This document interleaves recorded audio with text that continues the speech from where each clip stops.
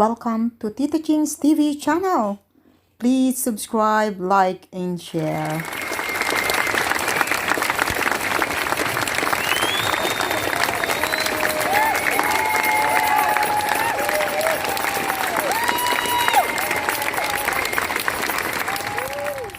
So guys, the next person that's come to speak to us is the only politician that said they would speak.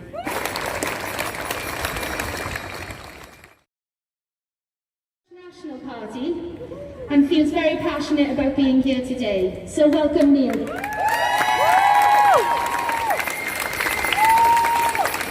Diolch yn fawr, Amy, a diolch am y gwahoddiad. So, thanks, Amy, and thanks for the invite. I'm actually an MS. I'm a member of the Senate for the Welsh National Party in the building behind you. The first thing I want to say is I think it's an absolute disgrace that we have to be here today. Yes. I just want to read some of the signs. Claps don't pay bills. Claps do not pay the rent. It's time to be looked after. It's our time to be looked after. Stabbed in the back, it's another one there. The lessons, what lessons have we learned over the last 6 months? For me, the key lesson is you look after your frontline workers. Yes. Woo, yes. Every citizen has a right to be looked after by their government. That's a right. And I ask you, has it happened, and is it happening now? No. No. In March, there was a huge disconnect between me as a politician meeting with high-level officials and being told that everybody had PPE. And yet my friends working in the NHS were telling me quite a different story. So maybe we could do a straw poll. For the whole of the COVID crisis, did everybody here have all the PPE they needed? No! Did all your colleagues have all the PPE needed? No! So there's a big disconnect. I remember going out on a Thursday and clapping, and first of all feeling quite emotional. Seeing the neighbours, and yeah, this is good. People are stepping up. And then I was getting phone calls off medical staff who are having to go into work without PPE. I remember a lad in Ely in his back room with a 3D printer making masks for nurses. How could it come to that? I remember midway through when the Welsh Government abandoned its ability to buy PPE and to buy testing kits, because there were testing kits offered on the 19th of March being used all over the world, and we didn't buy them. I remember the Welsh Government going into almost a meltdown, and there was a lot of fear. I think people are forgetting the fear now when we see that with a lack of social distancing. But if we remember a few months ago, there was a lot of fear, a lot of panic. But who picked up the pieces? Who saved lives? You did. Yes. Who looked after sick friends and sick families? You did. All NHS workers stood up. Retail workers stood up. Frontline workers stood up. And you risked your lives. You risked your lives. You are the real heroes of COVID. And what is happening now? The government has a contract to fulfill with the nurses.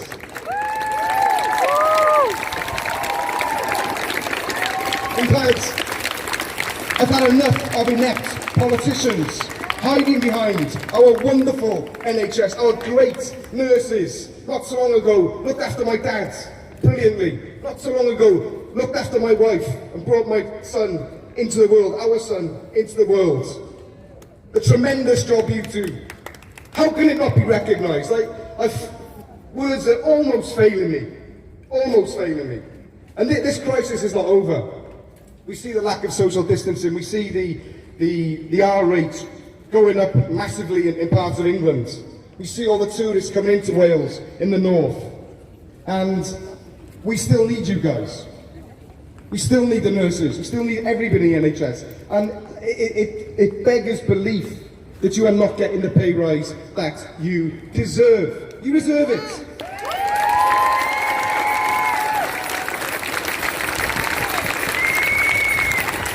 Now, I tell you what, I say that for 99% of the public. And it's a disgrace that other politicians are not here either. For those of you that don't know me, I was elected on the platform of not politics as usual in 2016. I've kept to my word. Many of us were so fed up in the end of last year. We didn't have anybody to vote for in the election. So in January we formed a new party, the Welsh National Party. We've got councillors all over Wales. There's me in the Senedd. And what I'm telling you is, it's a pledge from us. First of all, everyone will have the opportunity to vote for us on the lists, the second vote next time. And I tell you what, if any of us, if our party is at all involved in any government, one thing we will demand is justice and fair play for the nurses and a pay rise. The pay rise you Thank you so much, Neil. That level of passion is the level of passion we need to take forward in this fight. Today's not the end of it. Today's the start of us being here doing this. We have to keep that momentum building and keep that passion going forward. Keep being brave, guys, and keep sticking up for yourselves. Because we absolutely have to do it together. And off the back of that, if anyone feels they'd like to get more involved in this going forward, come and find lovely Jane, who's waving at you. She has a form there for you to register your details to be more involved going forward in this. Because like I say, this is the start of this fight. So the next person that's going to speak to us is Beth Webster. Beth's a haematology nurse, and she was redeployed to ITU during the coronavirus pandemic. So, warm welcome for Beth.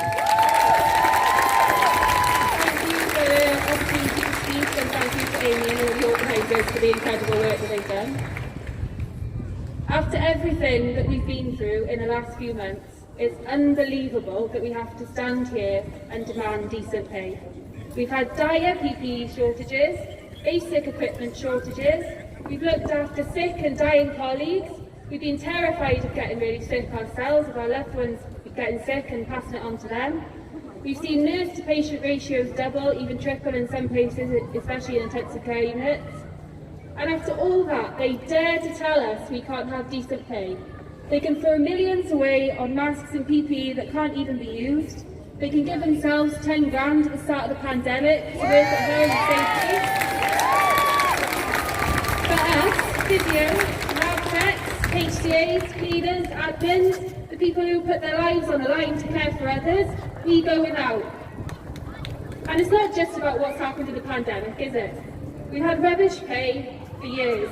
We've worked unpaid overtime, we've worked through our breaks, we've done bank and agency shifts on top of full-time hours, and still many struggle to afford the basics. And how can you give decent patient care when you're that tired and that stressed? How many NHS workers are going to leave after this? How many have already left? Well, we've been made to feel absolutely disposable in this pandemic. And even with all the public support we've had, it's been fantastic, all the graft we've put in, if nothing changes even after that, if workers even give their lives in the NHS and nothing changes, what is it going to take? I think it's going to take us getting organised and staying organised.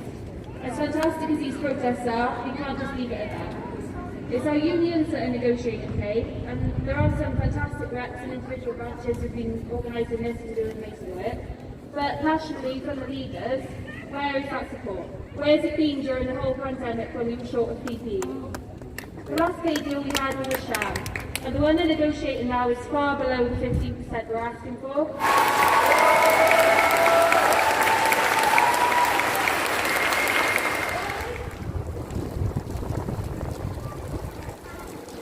Guys, that was a peaceful protest, and thank you very much for watching. Say no to pay rise inequality. Thank you guys for watching, and see you in my next video. Bye.